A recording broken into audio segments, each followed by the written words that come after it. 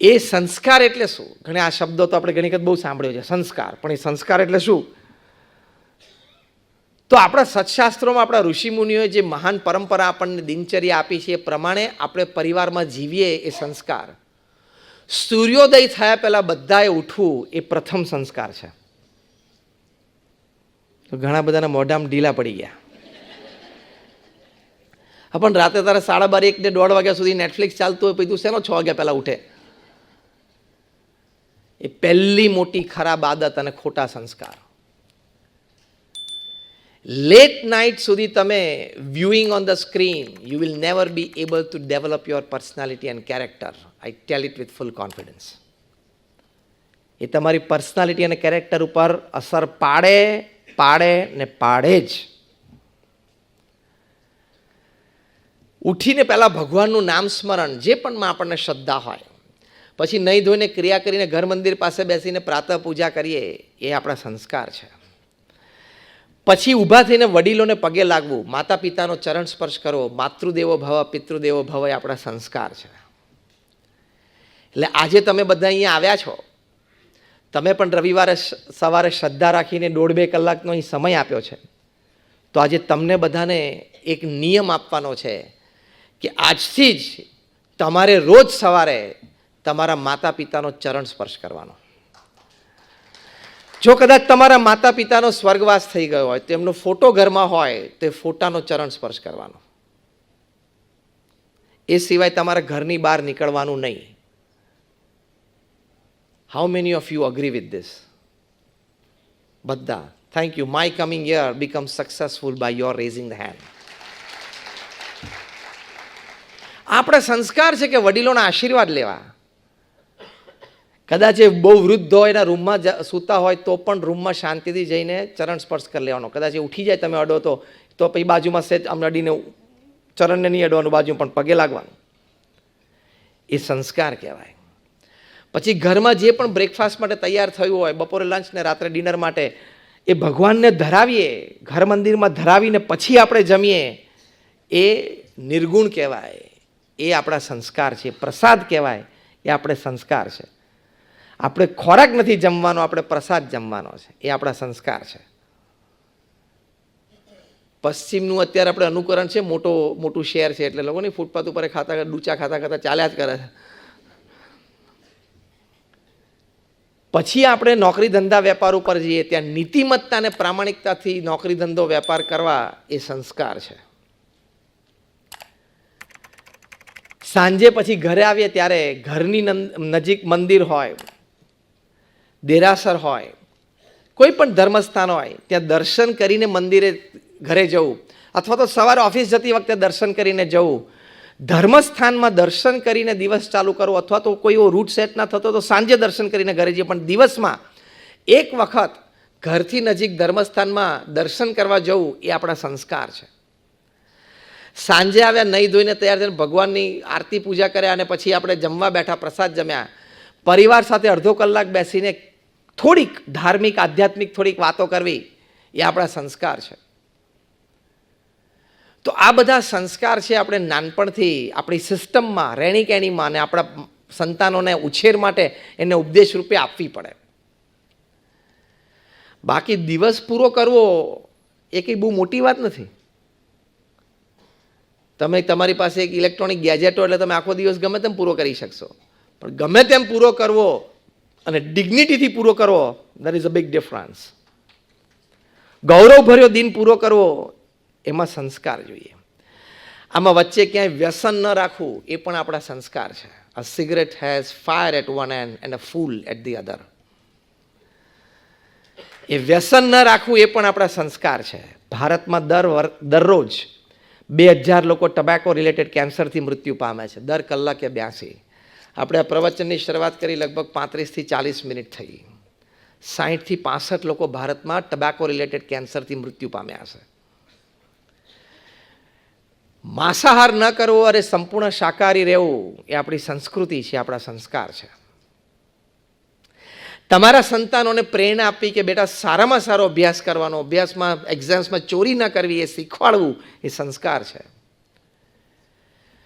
ક્લાસમાં ટીચરનો આદર આપવો, ટીચરને આદર આપવો, એનું માન સન્માન જાળવવું એ સંસ્કાર છે.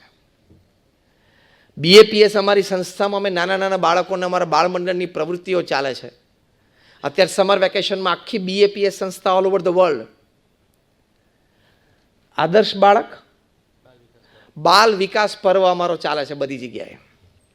ગઈકાલે બરોડામાં અમારા 5 ઝોન છે, એમાંથી પહેલા ઝોનમાંથી 950 બાળ ને બાલિકાઓ, બધા 4th, 5th, 6th, 7th સ્ટાન્ડર્ડના નાના, એ લોકો 3 દિવસ મંદિરમાં રહેશે અને અમારા સંતો આ બધી જ વાતો એમને શીખવાડશે. તમારા સંતાનોને માતા પિતાને પંચાંગ પ્રણામ કરતા શીખવાડવું જોઈએ. તો એ સંસ્કાર છે આપણા. લંડનમાં અમારા હરિભક્ત છે અર્પણભાઈ પટેલ, એના 2 નાના ટ્વિન્સ એક દિવસ સ્કૂલે ગયા અને રોજ એમના ટીચરને કહે નમસ્તે, ગુડ મોર્નિંગ ટીચર. આજે બંને સંતાનો એમના ટીચર, બ્રિટિશ ઇંગ્લિશ ટીચર હતા એમને પગે લાગ્યા, આમ પંચાંગ પ્રણામ કર્યા. એટલે પહેલાં તો નીચે નમે ને એટલે ટીચર આમ જરા પાછા ખસી ગયા, એમને કે શું કરે છે. પછી પાછા ઊભા થઈને આમ હાથ જોડ્યા ટીચર ઉપર, આમ ઘૂંટણે રાખીને. એટલે ટીચરને એમ થયું કે આ કંઈક આમ રિસ્પેક્ટફુલી કોઈ ક્રિયા કરે છે, કારણ કે આ તો બ્રિટિશ લેડી, એને તો આ ખબર ન હોય ને કે પંચાંગ પ્રણામ એટલે શું. ઓકે, પછી એને પૂછ્યું કે વોટ ડીડ યુ ડુ, આ તમે શું કર્યું. એટલે બંને બાળકોએ કીધું કે ટુડે ઇઝ ગુરુ પૂર્ણિમા. અમારા હિન્દુ કેલેન્ડર પ્રમાણે આજે ગુરુ પૂર્ણિમા છે અને તમે અમારા ગુરુ મીન્સ ટીચર, પ્રીચર, ગાઈડ.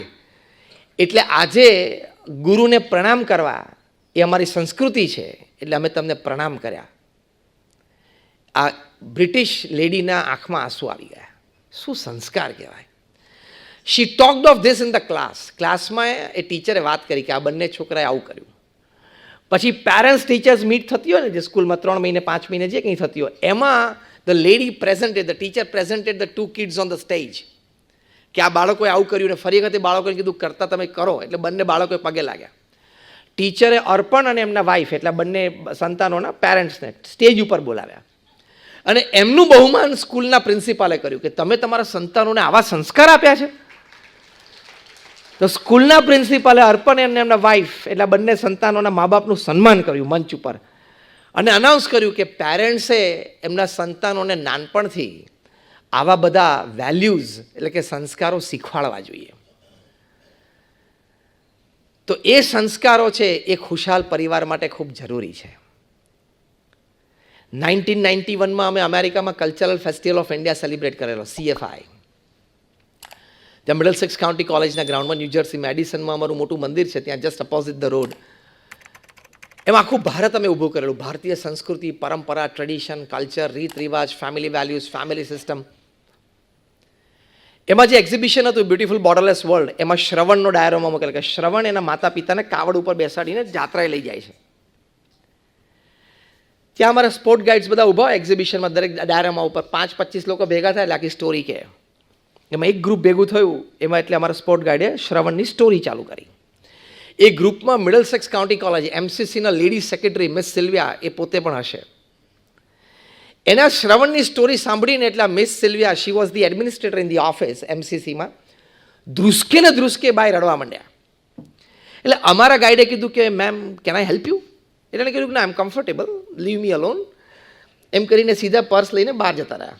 એટલે અમારા ગાઈડે કીધું કે મેમ હજી તો ઘણું એક્ઝિબિશન બાકી છે. તો કે નો પ્લીઝ, એમ કહીને બહાર નીકળી ગયા. સીધા પાર્કિંગમાં ગયા, કાર પિકઅપ કરીને સીધા ઘરમાં, ઓલ્ડ એજ હોમમાં. સીધા એના પેરેન્ટ્સ પાસે ગયા અને કહ્યું કે તમે લોકો મારી ગાડીમાં બેસી જાઓ, હું તમારા કપડાં અને મેડિસિન્સ લઈ લઉં છું. From today till the last breath of your life I will serve you like શ્રવણ.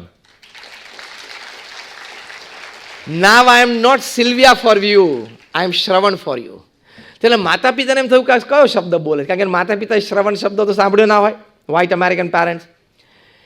એટલે આ એમની ડોટર મિસ સિલ્વિયા એ માતા પિતાને અમારા એક્ઝિબિશનમાં, અમારા ફેસ્ટિવલ સાઇટ ઉપર લાવ્યા. આ બધું તો એમને અમારા ગાઈડને લખીને આપ્યું એટલે અમને ખબર પડી. અને પછી આ સ્પોટ દેખાડ્યો અને એ સ્પોટ ઉપર 5-15 ભેગા થયા એટલે અમારા ગાઈડે એનું વર્ણન કર્યું. એટલે માતા પિતાના આંખમાં આંસુ આવી ગયા. This happened in 1991. 2008 સુધી એના માતા પિતા જીવ્યા.